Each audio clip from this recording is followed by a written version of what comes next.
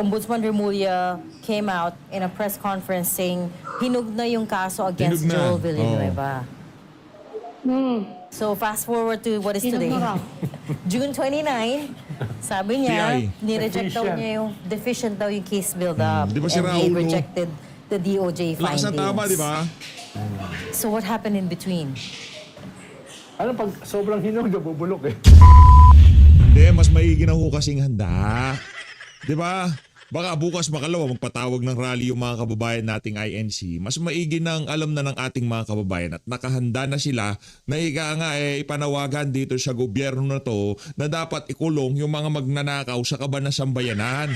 Hindi yung mga tumatanggap ng campaign donation lang.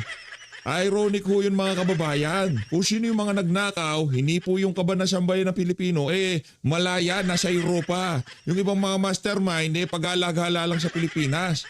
Tapos, yung senador na kung saan tinanggap lang naman niya yung campaign donation. Hindi naman galing sa kaban ng sambayan ng Pilipino. Di ba? Kumbaga tulong lang talaga dahil kaibigan siya nitong mga donor na to. Tinanggap niya. Tapos plunder case siya.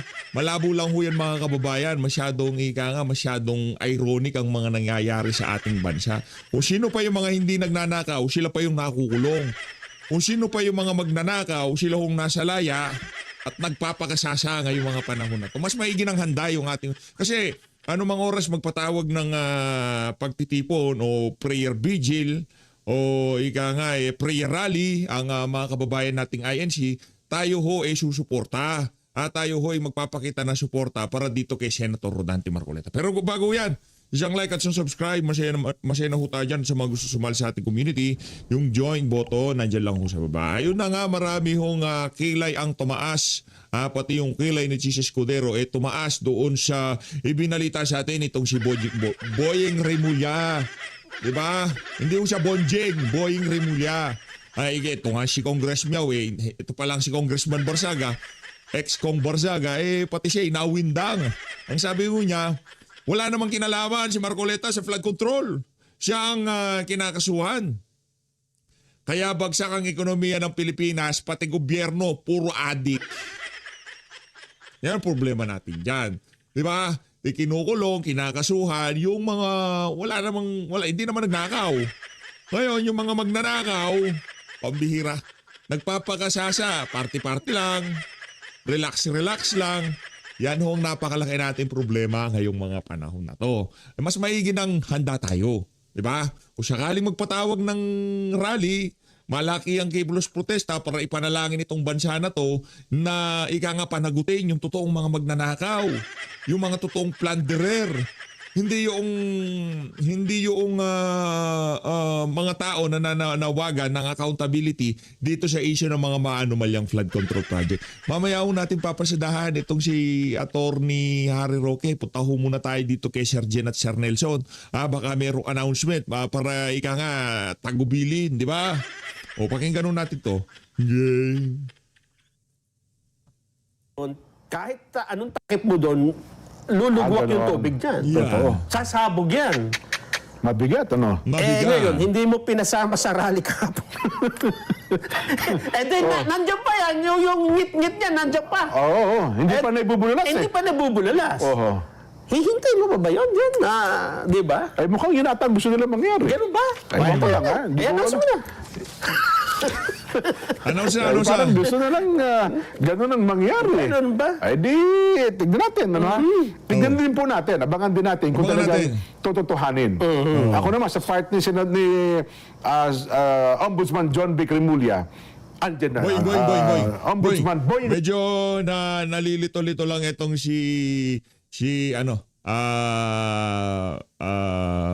Sir Jen ngayon kasi medyo pati siya inawindang. Maging tayo nga di ba? Windang na windang tayo dito sa ginawa na to ni Boyeng Remulla. Pero yan ho talaga kalakaran sa Pilipinas. Addict admin. Addict admin. Remulla. Yes. Mapag-aaralan din naman ng yan. Matalino naman tao yan. At kilala natin personal yan.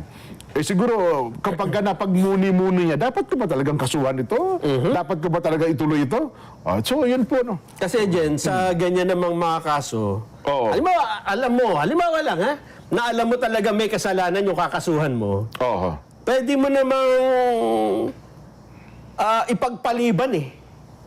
Kung meron kang mas malaking kasong hinaharap na ibig sabihin ito muna, para kang naghahabol ng magnanakaw dyan. Oo. Yung isa ng snatch ng Kwintas. kwintas na peke. Oo. O kaya ay sabihin na nating mura lang. Oo. Eh yung isa naman, may dala-dalang mga maleta dyan tumatakbo eh. Ano yung uunahin mo, di ba?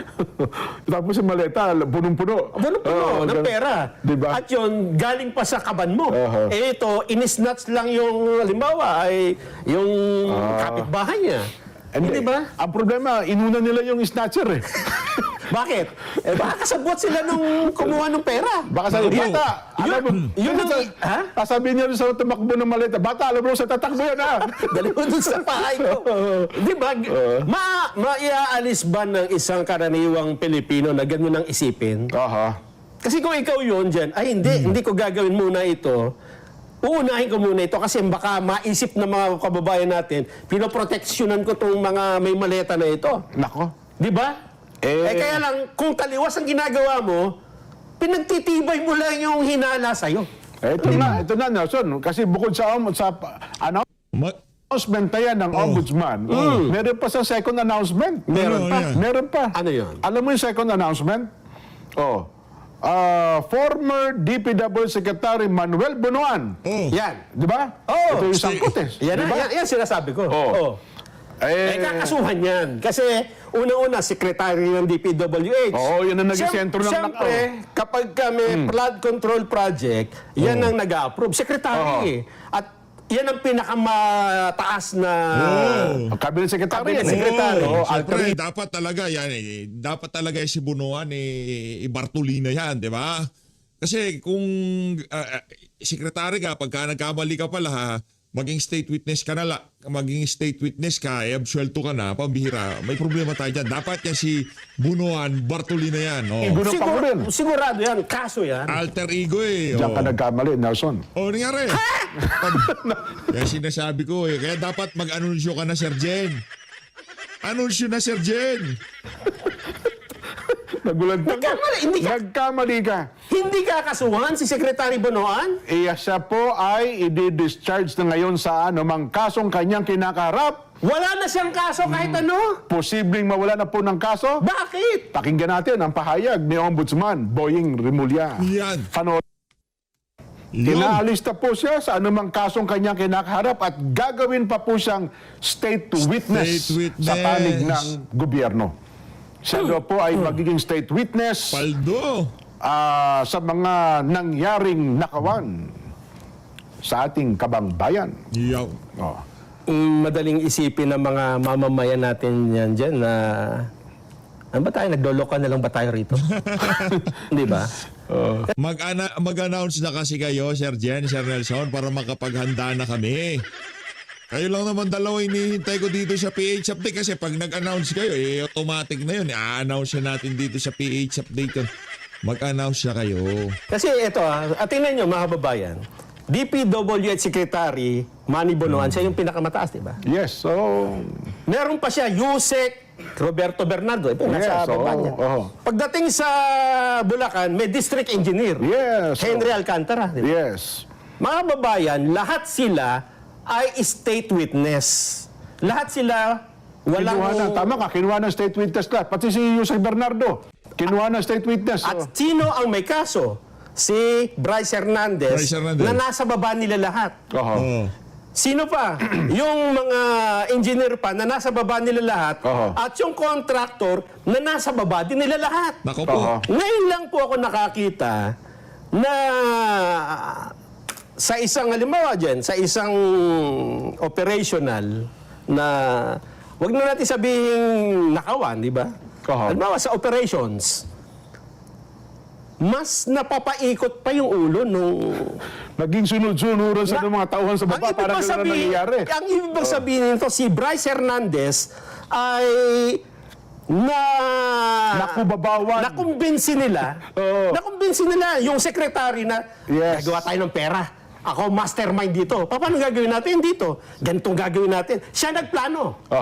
Kaya testigo sila, di ba? Ituturo na. State witness sila, Sinong may plano nito? Yan po si Bryce Hernandez. Ikaw ang cabinet secretary, napaglalangan ka ng ganito? Tapos yung Yusek mo, district engineer mo, lahat kayo ang tataas ng posisyon.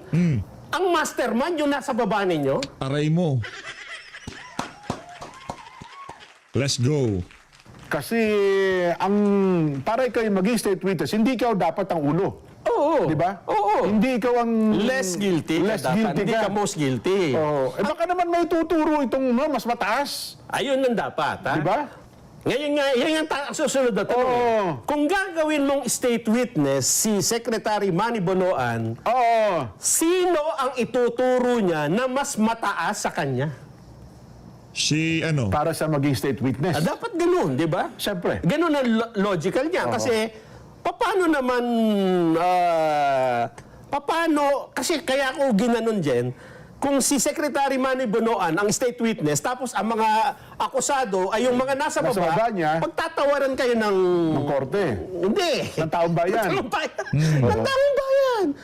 Yun nga sinasabi ko, niloloko nyo ang taong bayan pagka ganon. Naku. Hindi ba? Halimbawa, sa Nakawan, di ba? Pwede bang maging less guilty yung mas mataas ang posisyon sa'yo? Parang sabi ko nga sa'yo, nagbago na ang climate change tayo. Climate change tayo. May tinatawag pa dyan, Jen, di ba? Yun, gamitin na lang natin yung command responsibility. Ayan, command responsibility. Yung doctrine ng command responsibility, doon pa lang hindi napasok si Secretary Bonoan. Sa mga sundalo, alam na alam ibig sabihin yan. Kasi ikaw pinakamataas Ikaw Dapat, pinakamataas. alam mo yung ginagawa ng nasa baba. Pagka nakita mo si Bryce Hernandez na gumagawa ng kalokohan, dapat doon pa lang pinakasauhan mo na. Bakit ngayon magiging testigo ka laban sa kanya? Tapos na, nagawa na yung nakawan, di ba? Sa doktrina ng command responsibility, kahit ngayon minsan yung ulo, walang kinalaman. Gumawa yung tao yung sa baba ng illegal. Yes. Sa command responsibility, mananagot ka pa rin. Mananagot ka dyan. Totoo yan. Makakasuhan ka rin. Command responsibility. Yun yung tinatanong natin, paano naging state witness si Secretary Manny Bonoan? Baka katulad dyan ni Yusek Bernardo, na ang state witness siya, para kasuhan yung mga nasa baba niya. Malaki hong kalokohan nga yan dahil ano yung tinetestiguhan niya dyan? Yung ginawa ni na Bryce Hernandez, di ba? Bakit doon hindi mo pinigil? Yusek ka nga nun di ba? Nung nangyayari. Naha-high blood tuloy itong si Sir Nelson dito kay Bonjing. Pambihira naman kasi itong si Bonjing Remulla eh. Linoloko sa harapang panluloko yung ginagawa ng ating ombudsman ngayong mga panahon na to. Lantarang panluloko mga kababayan. Di ba napakalabo? Bonoan, absuelto, plunder din ang kaso, dumaan sa kanya mga proyekto.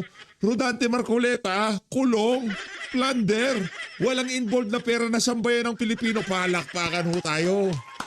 Yan ang sinasabi ko. Diyan tayo magkakaproblema. Boying Remulla. Kaya yun, mataas ang posisyon mo. Ikaw ang nasa kapangyarihan. Ikaw ang nasa kapangyarihan. Ibig sabihin, hinayaan mo sila, kahit under mo sila, ibig sabihin, kasabwat ka rin.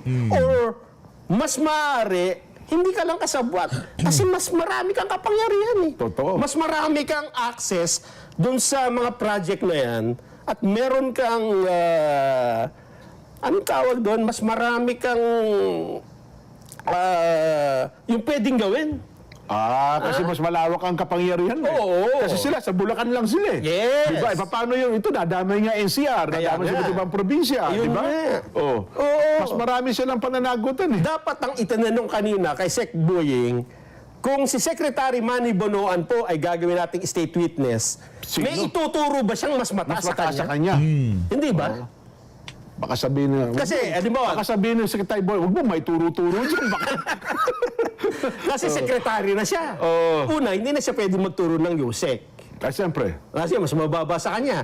Kung secretary siya, eto, papayag tayo siguro, magtuturo siya ng baka kapwa niya secretary. Hindi, magiging conspiracy yun. Kung kapwa niya secretary, sabi magkakalibel sila, ang teorya niyo, conspiracy yun. Hindi yun, anong tawag doon? Dapat mataas talaga sa kanya. Oo. Kasi kung kayo lang magkakano, ayan yan. Nagkutsabahan kayo. Kutsabahan yan, Tama. conspiracy yan. Kasi dapat noon pala kasi kung alam mo na yun di ba? Oo. Kasi hindi naman magiging testigo ka kung hindi mo alam yan na nangyayari noon pa. Ay, talaga. Ano testiguhan mo? Oo. No, correct. Kaya nga nung nagkaroon ng pagdinig sa sabi, yung kaso ni Bong Revilla, dating Senador Bong Revilla. Sabi kay Senador Bong Revilla, sabi nung tinatanong ata nung judge, ikaw Yusek, magkano ang sa inyo? Sasoli mo. Sasoli mo. Ganun na.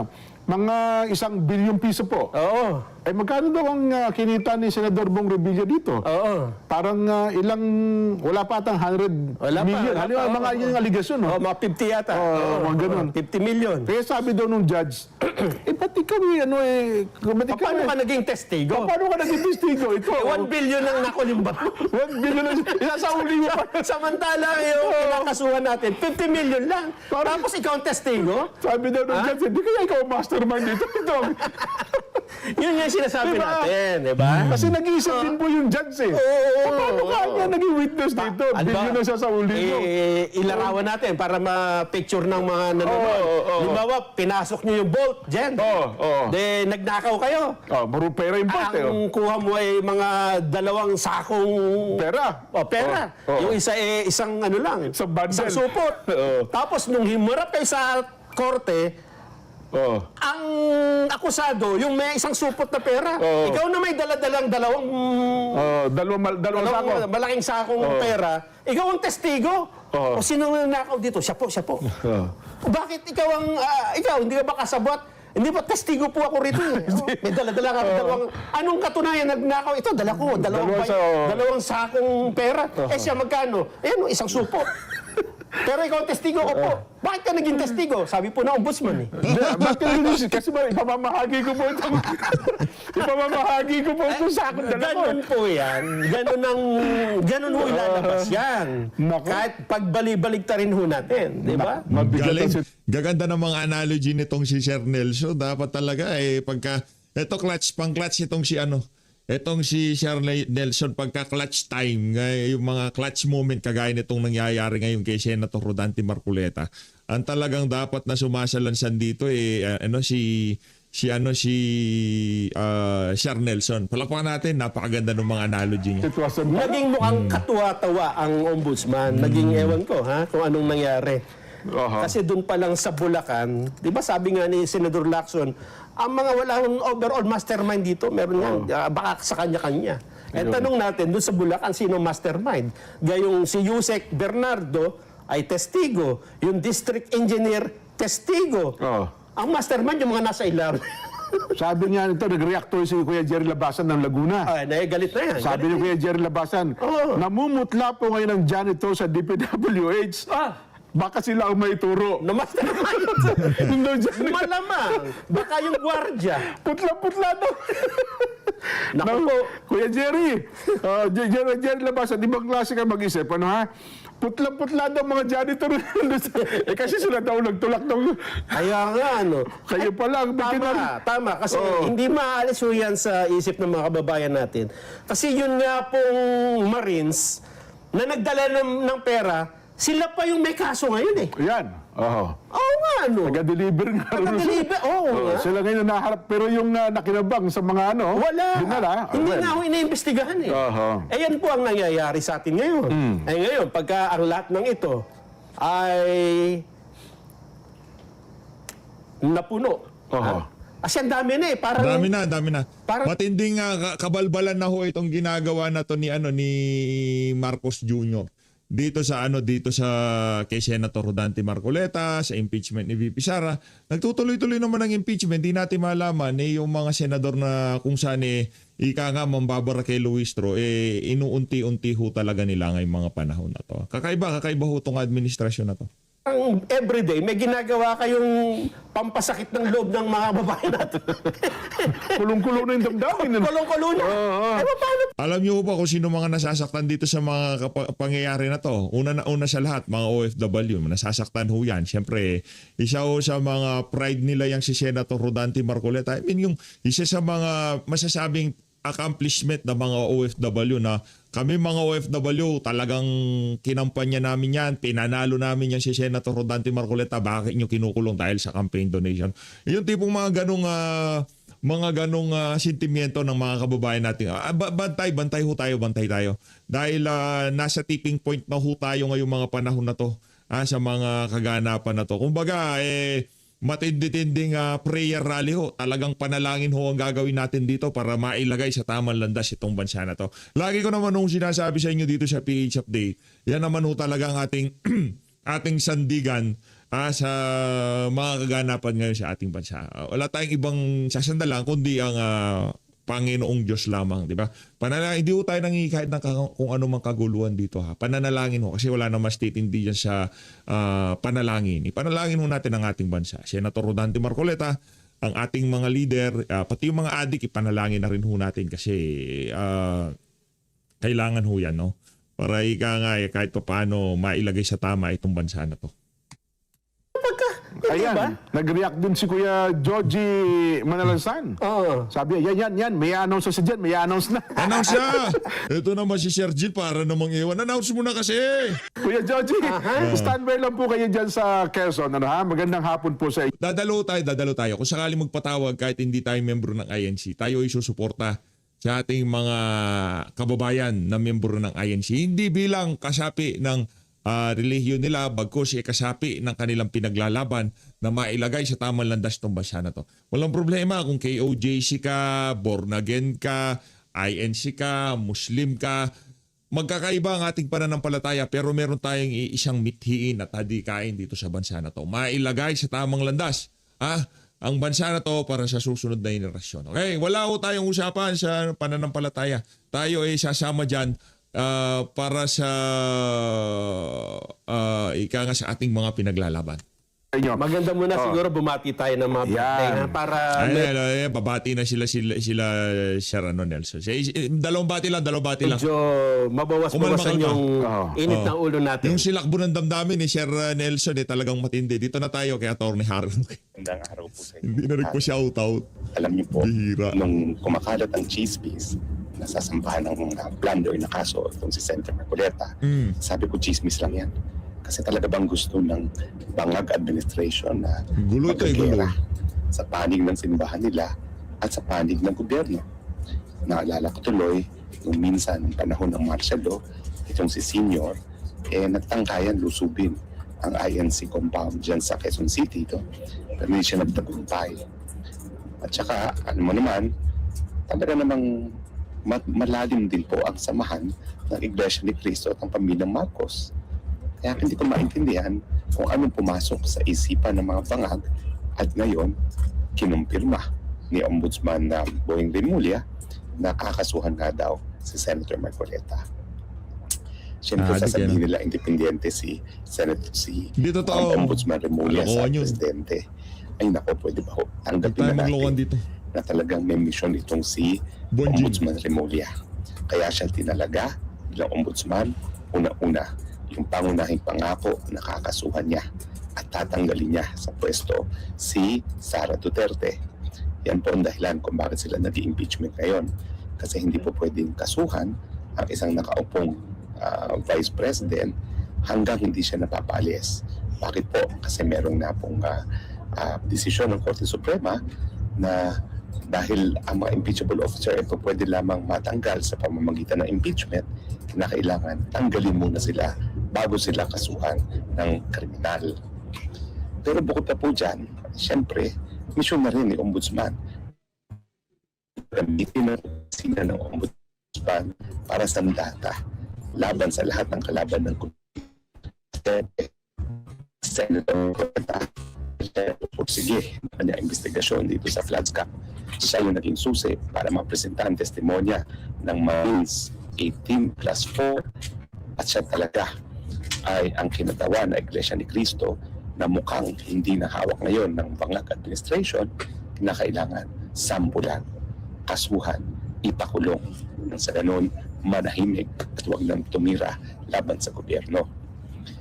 Nakapagtataka lang po, alam naman natin na talagang ang Remulla dahil sa kanyang katapatan sa mga Marcoses, at yan po ay intergenerational loyalty. Tatay pa ni Ombudsman ang matinding kaalyado ni Marcos Dictador Sr. No? At sila ay second generation kumbaga loyalties.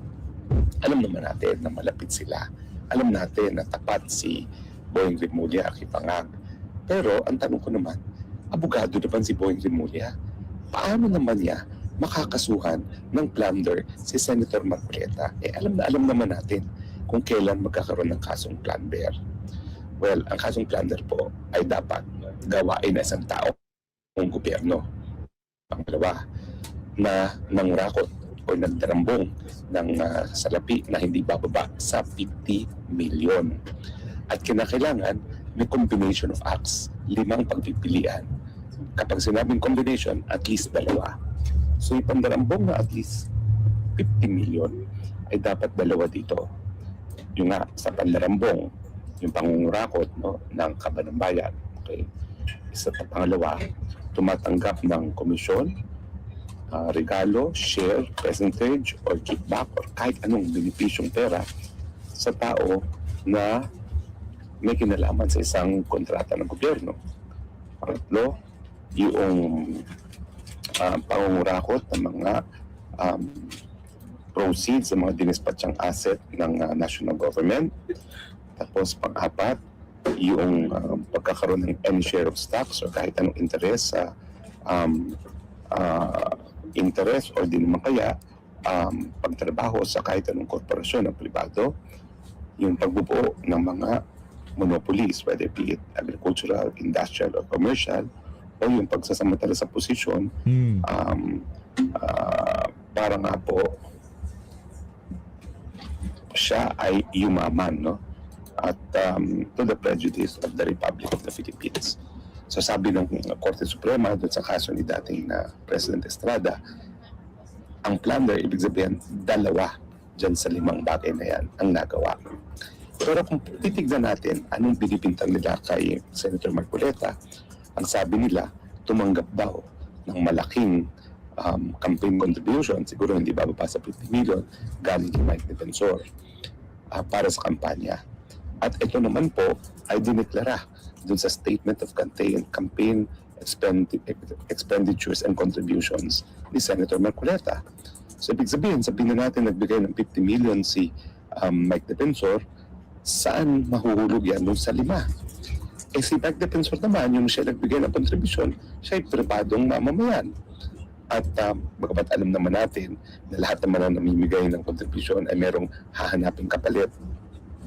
Ang problema, wala namang specific na kontrata na merong interest sa Mike Defensor na mai-influensyahan ni Senator Marcoleta para suklian yung binigay niyang 50 million. So nasaan ang plunder?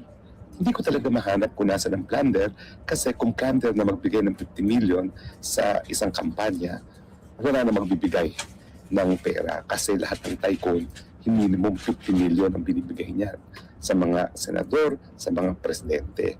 Kapag ginawa nilang plunder, yung pamimigay lamang ng malaking halaga as campaign contribution, naku po, lahat ng tycoons makukulong. At sa tingin ko, lalaban dyan ang mga tycoons. So ang suma total, kung yung pinagmumulan ng kaso ng plunder ay doon sa contribution lamang sa election, malabo po yan. Dahil hindi naman po illegal ang mamigay ng contribution sa isang kandidato, basta lamang ito'y idideklara sa Statement of Campaign Expenditure and Contributions.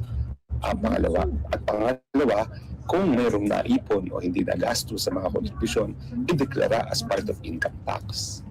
Yung hindi po pagdedeklara as income tax, kung mayroong sobra na hindi nagastos sa kampanya, yan po yung kriminal. Pero as tax evasion, hindi po as plunder. So malabo po talaga ang kasong plunder. Pero bakit sinampa? Well, una-una po, o bakit isasampa? Ang plunder po ay non-bailable. So nais nilang makulong na walang pagpapiyansa si Senator Marcoleta. Of course, ang remedyo po dyan, una-una, magpa-file ng petition for review sa Supreme Court. Kasi ang ombudsman na nag-file ng kaso sa Sandigan Bayan, hindi ka nadadaan sa Chief State Prosecutor or kaya sa DOJ kasi hindi naman talaga siya desisyon ng DOJ, desisyon siya ng ombudsman. So ang tanging pamamaraan, kung gusto mong questionin yung finding ng probable cause, ay magpa-file ka ng petition sa Korte Suprema. Otherwise, hihingi ka ng petition for bail, maghahain ka ng petition for bail. At siyempre, matagal po yung proseso yan. Pagkamat sinusubukan ngayon ng Korte Suprema na mapabilis, hindi po bababa sa 1 buwan ang pagkakakulong. Ano pong ibig sabihin nito? Sa tingin ko naman, dahil abogado rin si Ombudsman Remulla, taga-UP rin po yan, kaibigan kong matalik, alam niya na hindi sapat ang ebidensya para magkaroon ng probable cause laban kay Marcoleta. Pero ang nais nila, masampulan si Marcoleta. Makulong ka 1 hanggang 3 buwan habang ikaw ay either nag-aantay ng decision sa Korte Suprema na walang probable cause o di naman kaya decision sa Sandigan Bayan na pwede siya magpiyansa.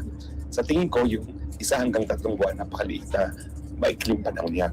More of 6 months ang aantayin nila kung kukuha sila ng petition for bail sa Sandigan Bayan. So, bagamat may karapatan ka na magkaroon ng provisional liberty, yan ay pagkatapos na mapatunayan ng depensa, ng akusado, na ang ebidensya ay mahina. Kulong ka muna. Ibig sabihin, maski alam nila na mahina ang kaso lamang kay Marcoleta, nais nilang kulungin si Marcoleta. Bakit? Well, una-una, panunupil. Alam natin na talagang grabing kritiko si Marcoleta sa gobyerno ng mga pangag, lalong-lalo na sa isyu ng korupsyon. Pangalawa, mensahe sa Iglesia ni Cristo na pinabibilangan ni Marcoleta na kung sila ay patuloy na magsusuporta kay Inday Sara Duterte at sa tingin ko ay meron ng konklusyon si Marcos Jr. na susuportahan ng Iglesia si Sara Duterte, ay tutuluyan na ikukuloy si Marcoleta at kakanain lahat ng interes ng Iglesia ni Cristo. Siyempre, hindi naman natin maalis. Maraming mga iba't ibang interes ang Iglesia ni Cristo, gaya ng iba't ibang mga simbahan, may mga investments, may mga hanap buhay. Lahat yan kakanain ng gobyerno. So sa ang suma total, itong pagsasampa o kung talaga matutuloy pagsasampa ng kaso sa labang kay Marcoleta for plunder na napakahina ng ebidensya, ito po ay para makulong lang at masupil ang pananalita ni Marcoleta at magpadala ng mensahe sa Iglesia ng kampe kay Inday Sara Duterte dahil marami pang po pwedeng magawa laban sa kanila ang gobyerno ng bangag sa nataytirang 2 taon pang nananatili sa administrasyon nito. In fact, ang mensahe nila, huwag kang masigurado, huwag kayong masigurado, hanggang 2 taon lang kami dahil lumalabas talaga na may plano sila na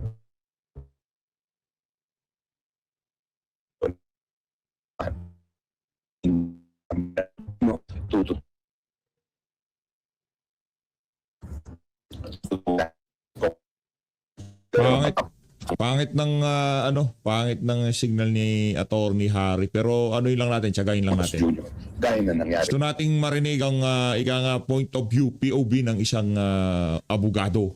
Diyan sa ginagawa na yan ng mga alagad ng kadiliman, ha?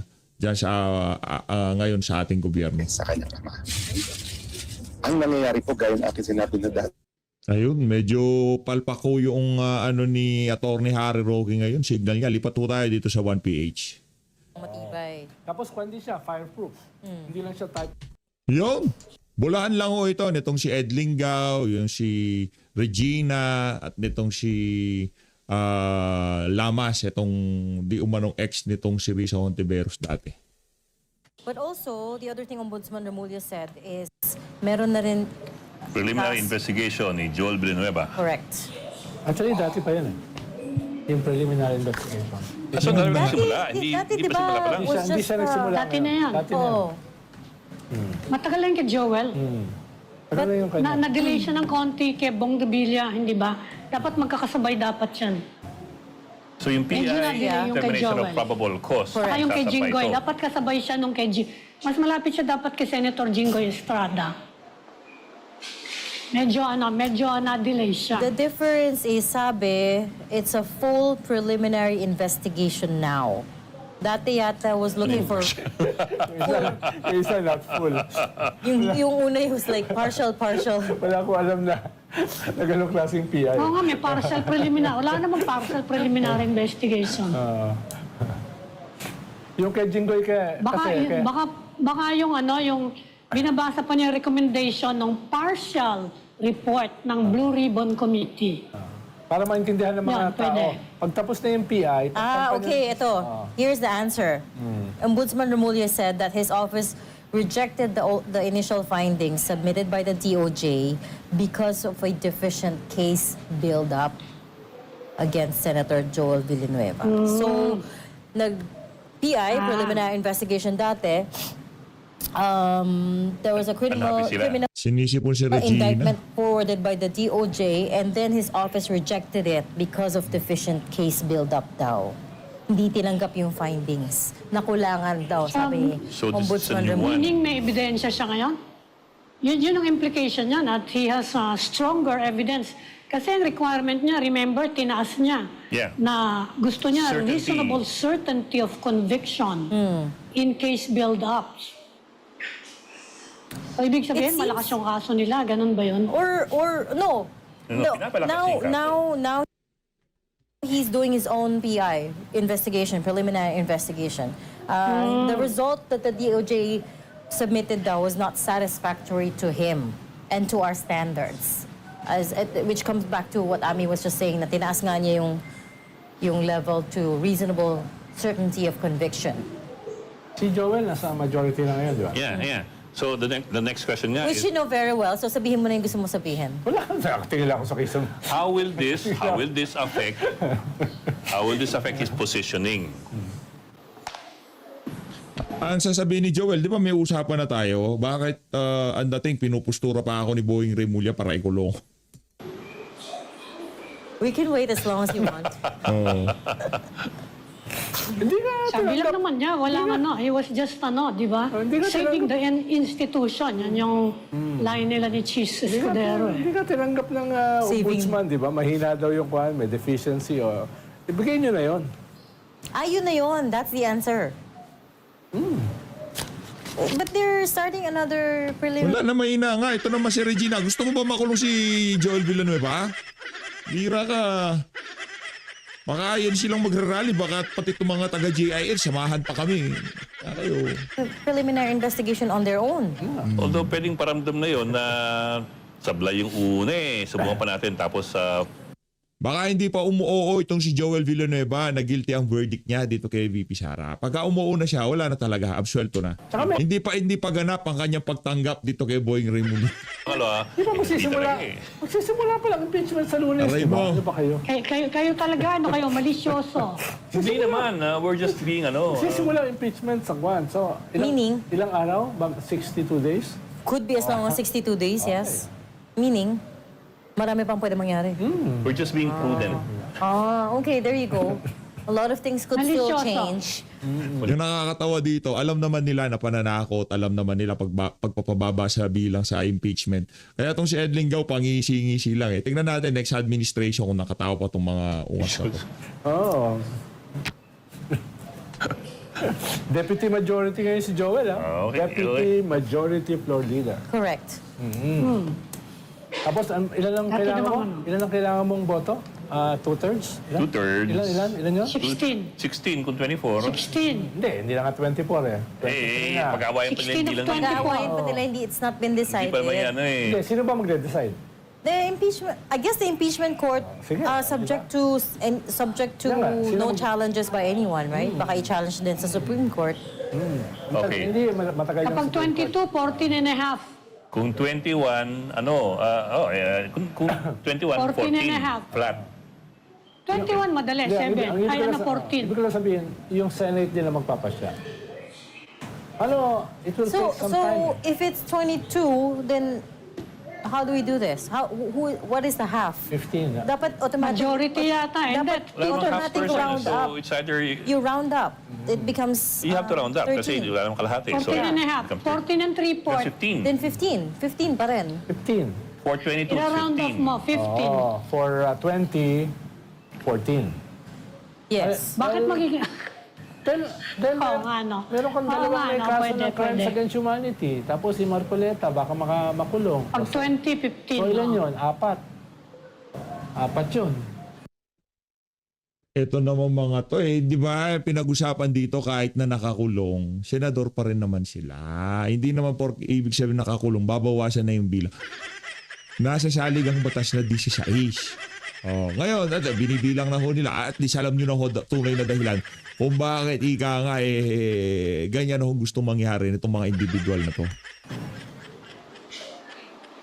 Kaya feasible yung feasible yung 20 lang ang matira. That's feasible. And yung kaso that they're building against Senator Villanueva is only one, ha? That's the one where Kickback. yes. Trying to Kickback recall. yun. Flood Yun ba yung nauhan? control kickback. Yun ba yung nauhan? Oriental Mindoro? Or no? Or sa Bulacan yun? I'm trying to recall Yeah. which particular case it was eh. Ang dami kasing pinark na mga projects sa Mindoro. Malayo sa kanilang mga lugar. Nakakatawa yung Mindoro na yan. Ang daming pinark dyan ng mga projects. At yung mga iba, wala pang kaso, pero parating na doon. Yung iba, posible pang makasuhan doon sa mga pinark nila sa Mindoro. Hindi ko na sasabihin kung sino. Sino?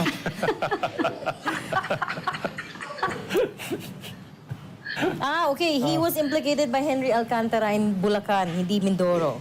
Bulacan. Henry Bulacan, Alcantara Henry alleged Alcantara. that Senator Villanueva received 150 million pesos share. Kikita ko, Joel. Oh, Yes. Bulacan talaga. Dineliver mismo. Lugar nila yun eh. Lugar nila, pero I was just trying to recall the specific case. This is in relation to the 600 million peso multi-purpose building, hindi flood control, multi-purpose building in Bulacan. So, si Henry Alcantara yung nagdamay sa kanya. But here's what's interesting. On May 26, Ombudsman Remulla came out in a press conference saying hinug na yung kaso against Hinug na. Joel Villanueva. So fast forward to what is Hinug today. na raw. June 29, sabi niya, PI. nireject daw Deficient. niya yung deficient daw yung case build-up. Di ba si and he Raulo? rejected the DOJ Lakas findings. ng tama, di ba? So what happened in between? Ano pag sobrang hinog, nabubulok eh. Di ba? Di ba? Na-overripe. Tapos nahuhulog. Na-overripe. Oo, pag nahuhulog yung overripe, eh, di Sabi ba? niya, on May 26, hinug na eh. Hilig mag-quote.